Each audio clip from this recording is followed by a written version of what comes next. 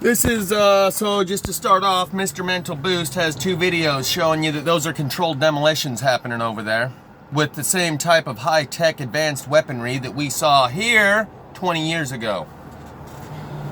The buildings fall, and the detonations that you can see going off all through the buildings, the little flashes of light going off through the building before half of the building falls straight down in its footprint, and then the other half falls, controlled demolition. The other thing is he's showing you where bombs supposedly fell. It actually created more like a sinkhole, and the surface of the asphalt is still intact. It's not all blown apart as if hit by a bomb. It's as if hit by some sort of exotic weapon that we've never seen, leaving the remnants that messes things up pretty good, but not in the same way as a regular bomb. I'll leave those two links in the description. But the more important link that I'm actually here to talk about, and first I just want to apologize for not commenting and responding to comments. That's actually the best part of this experience, is the personal interaction I get to have with the people that watch these videos. I've been busy. Even if I don't get caught up on all the past comments, I'll start responding from this part forward, but I'm curious what people had to say, so I'll probably be catching up on old comments. Because I like to keep those conversations going rather than, leaving you on read, as the kids say these days. But there's another link in the description by John Keane, Best Damn Podcast. I just watched it last night and this morning. It's 2.5 hours packed full of riveting content. Unlike some people, I won't mention her name, that are time thieves that just take 5 minutes worth of content, try and stretch it out into 3 hours. This guy knows his stuff. And you may call it confirmation bias, because the message he is saying is the same one that I received, though I don't have the biblical and scriptural knowledge that he does. And he takes you through the book of ENKI, and you can tell he's got lots of scriptural knowledge, but he does not cite it to virtue signal like people, John, verse this, chapter that. He slips it into the conversation accordingly, where it will enhance the understanding that he's trying to convey, not to virtue signal. He looks about 10 years younger than me, so I'm wondering where he got all this knowledge. Did he really just get it by hunting and pecking around the same way I did? He just hunted and pecked in different areas? Or was he led and given a guide to bring him the level of understanding he has about these subjects? So, this link in the description by Best Damn Podcast that I'm going to leave is titled, Who is Lucifer? Book of ENKI. And the concept he reveals is the same one I received, except he gives it to you straight from the text, and I received it through the Spirit, which, as I said, can rearrange all the data points you've collected throughout your life into a dot-to-dot picture that starts to make some sense, and you can actually see a picture forming out of all these data points that you've collected, that without the Holy Spirit doing that for me, it was still just a random hodgepodge of data points that I'd collected that don't really mesh and go together and form a dot-to-dot picture. But the Spirit can rearrange those dots, those data points, into a picture that starts to form into something that makes some sense, that you can grasp and understand. He brings this picture out by showing you the text. This picture that I came to the understanding of, I'll just say received, got the download, was that Enki and Enlil are the same characters as Jesus and Satan, though he doesn't say this. He never mentions Jesus, okay? It's, in his interpretation of it, it's Satan and Lucifer. But it's about principles before personalities, ideals before idols, and function over form. So I don't care about the form of the letters that the name you've assigned to this character takes. I care about the function of their behavior. The principles by which they conduct their behavior and affect others and influence the world around them, not the personality and the label that you put on them, and the ideal, not the idol or the anti-idol. So, in my understanding that I received, is that Enki and Enlil are brothers, just like Jesus and Satan. And I came to these understandings like, if Jesus and Satan are brothers, and Satan was the serpent in the garden, mommy, does that mean Jesus was a serpent too? Oh no, honey, he glitch goes blue screen. They've never thought about these things, even on an elementary level, so much so that a 5-year-old kid could ask a real simple, straightforward question like, if they're brothers and Satan was the serpent in the garden, then isn't Jesus a serpent too? And my understanding was that Enki is the serpent in the upper level management office. I'm sorry, Enki is the one in the garden that interacts with the humans, that gives a shit about them, that came to like them and grew fond of them. Enlil is his brother in the upper level management office that treats the humans like cattle. And Enki was the one that went down in the garden and interacted with them on a regular basis. That was my understanding that I had come to. I'll try and separate my understanding from what I just learned from John, but it may not happen. You'll just have to watch the whole video. My understanding was that the bite of the apple was a DNA upgrade that gave us the ability to use tools and language and weapons to defend ourselves or go back on the Enlil plantation. That was my words when I received these understandings. In order that we might be able to, my understanding at the time was defend ourselves. These are all incomplete and therefore incorrect, but there's so much congruency between what he, John Keene, has shown from the book of Enki and the Bible, and he contrasts them and shows you it's the same story, different names, same character profile. That's what matters. Not the name, not the form, the function of the person, not the form of their name. So, my understanding that I came to was that Enki and Enlil are brothers, just like Jesus and Satan. They're the same characters. And we've been told that the one in the garden was the bad guy. But in the book of Enki, he seems to be the advocate of humanity, who gave us that gift that angered the gods, who wanted to keep us in a state where we were hairy, grunting, and did not know language like a Neanderthal. And the DNA upgrade that we were given gave us the ability to use language and tools and craft work. These are the words from that book of Enki. And I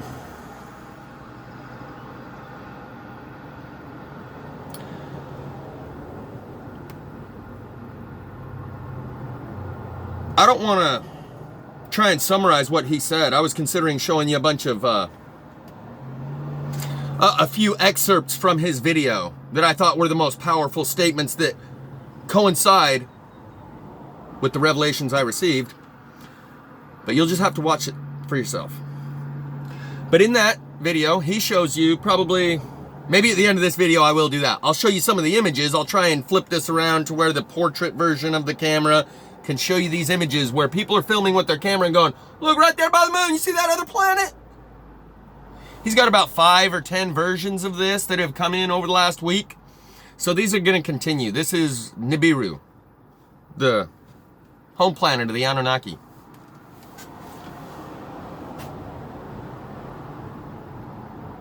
And so listening to this guy for 2.5 hours speak as smooth and eloquently as he does, it's not an act. Somehow this guy has the actual knowledge that puts into words the concepts I received through a vibratory frequency that I translate into English. That's how the spirit comes through. And it really boils down to this. Are you willing to consider the possibility that America's the terrorists? Sure you are. Especially after the last 20 years and watching us stomp our way around the world and knowing where it all launched off from, a false flag. Yeah, it's easy to see. We weren't hunting down the terrorists and spreading freedom at the barrel of the gun. We are the terrorists.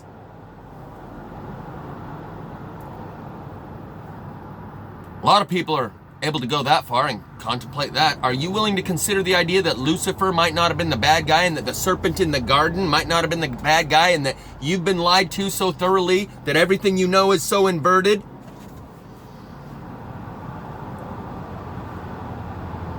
Because most people aren't. Even people who have no biblical or scriptural knowledge would hear that proposition and say, absolutely not. I will not consider the possibility. Why? Because of what everyone else around me will say and think about me.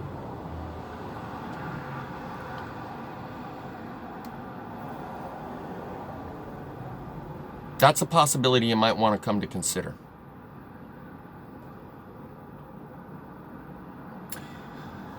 Though, on the other hand, if ENKI was the one that gave us the ability to use language, James True just did a stream talking about the word, how they put a stint in our mind, a hole.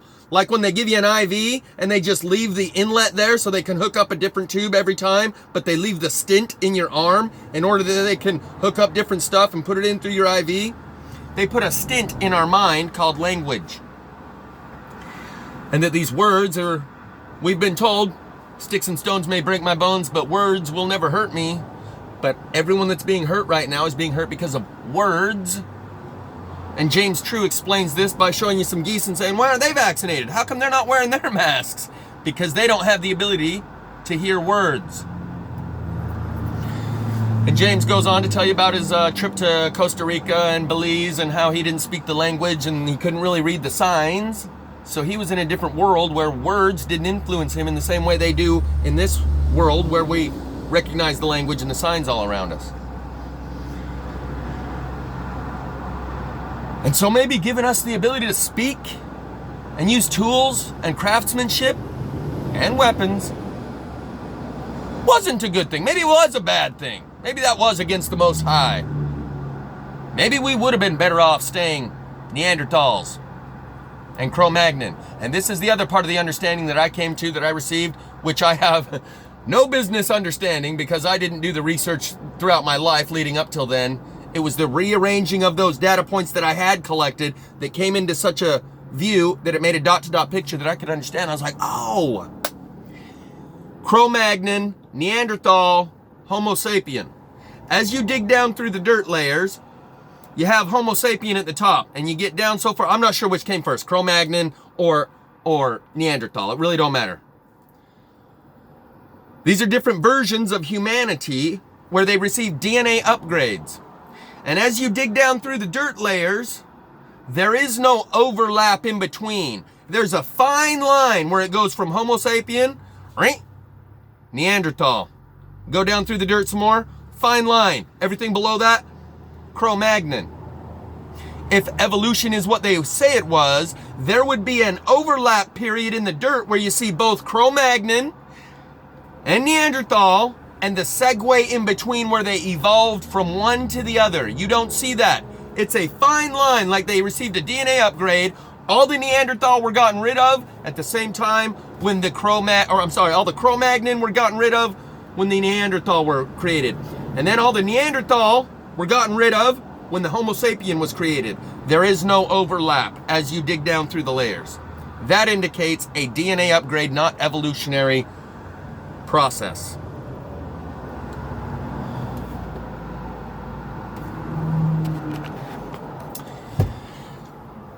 Which brings me now to, I'm just gonna give him my response here and now, I suppose. This may not be an appropriate way to do it, but I'm gonna do it. Because I'm gonna give him my witness and possibly yours as well in giving a response to Sam I Am, because I think he deserves it. I feel kind of like I owe it to him to give him my witness because he is all in, dedicated, death before dishonor. He's been Baker acted twice over the whole COVID shit because he ain't taking the mask and he ain't taking the vax and he's standing his ground. And within the language he speaks, highly indoctrinated religious Christians can resonate with the language he speaks. And he is on the very outer edge of radical new ways of thinking for that group. So much so that they'll say, you're possessed by the Antichrist spirit. His last video was called God is Not a Christian.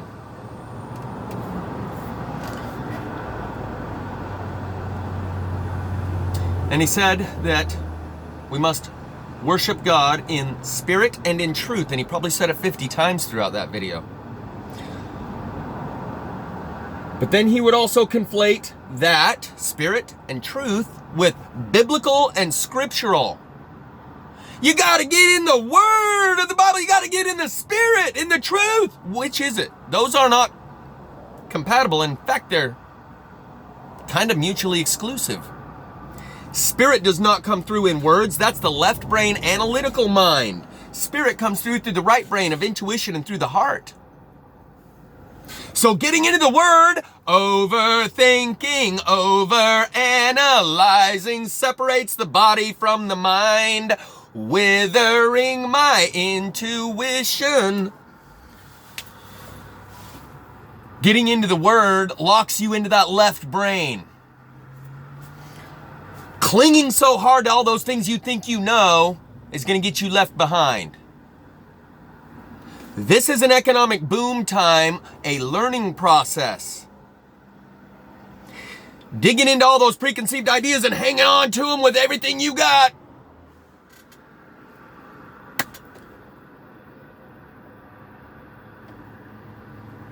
Probably ain't gonna help a whole lot. But that's not what he's doing. He's pushing the edge. He is pushing the boundaries. He is expanding his consciousness. That's why I resonate with him. He speaks my language because I'm expanding his consciousness. And those highly indoctrinated Christians, they speak his language. He resonates with them. He is expanding their consciousness. We all have a specific subset of the population that we can speak to, and they can resonate with us and understand us. And that's why I said once that this whole learning process is best and most effectively done by someone who's currently learning and sharing their learning with someone else as we both learn together, rather than having some high-level initiate try and interact with you. And that probably doesn't happen much. So during this collective initiation, that's what's happening. And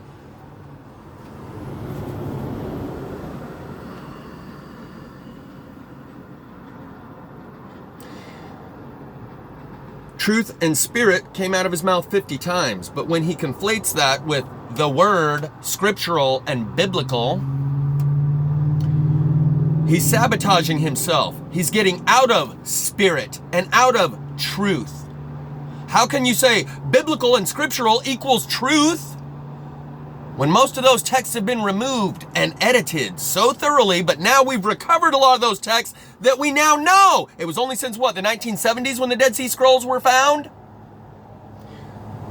And now we know that biblical and scriptural, that little sliver of information they allowed us to have, was part of a larger body of information. And if you take into consideration that larger body of information, it completely rewrites your understanding of the Bible when you take into account the book of ENKI and the book of Barnabas, which is what James True referenced in his last stream, where he talks about how the word is what they're using against us and is what is harming people today, and why those geese don't have to get a vax and a mask. He also talks about the book of Barnabas, where Jesus said to Judas Iscariot, it's not me going up on that cross tomorrow. I'm sorry, he said to somebody, it's not me going up on that cross tomorrow, it's Judas Iscariot, but everyone's going to think it's me. And then James says, and don't say this is blasphemy, I'm just telling you what the book says. Well, that's the book of Barnabas. That's not one of our canonized doctrine. But it once was part of the Bible that's been removed and held from you. That's the difference between education and indoctrination. Education is free and open access to any and all information. Indoctrination is limited, restricted access to only certain pieces of information. And that's what biblical and scriptural means. Means you're clinging to the indoctrination that you've received.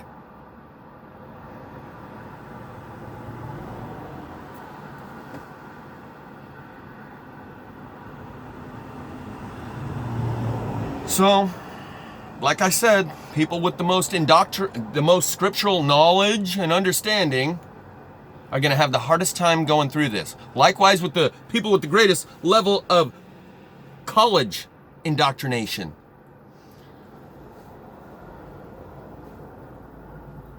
Because letting go of those preconceived ideas is what this is all about. Like the song Babylon by David Gray.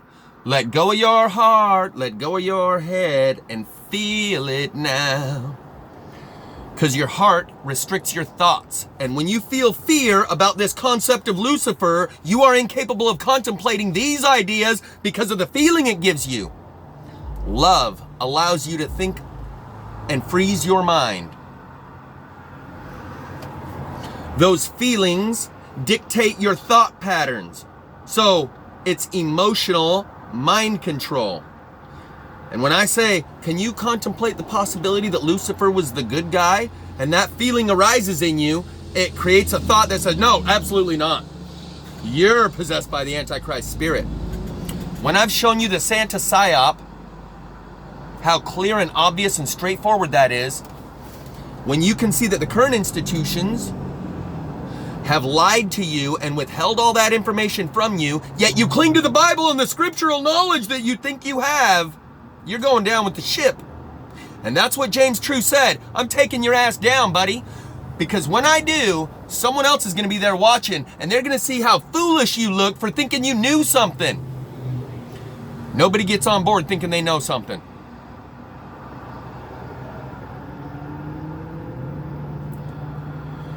So this guy, Sam I Am, the dedication and the commitment to the cause that he demonstrates and exhibits in his behavior is admirable. But the struggle that he's going to have to go through if he wants to be able to release himself from the bondage of that slavery that he's been put into through his mind, he's going to have to readjust his heart and allow himself to not feel, what will people think of me if I say that maybe Lucifer was the good guy? Will God condemn me? The things I say without hesitation, because I know God accepts me and has not rejected me.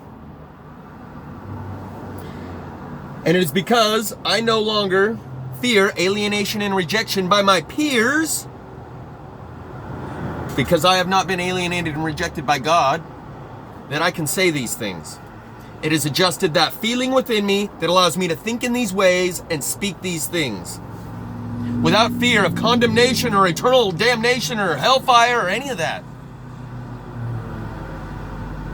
I don't know is a real good starting point for this learning process for anybody. And this John Keane guy, he talks about that. He's like, we don't know what our fate is. And all these people are like, oh, the earth's going to be cleansed and repopulated. Well, maybe, but we don't know. I don't know is a really good starting point to come to know something. Any other starting point is insufficient.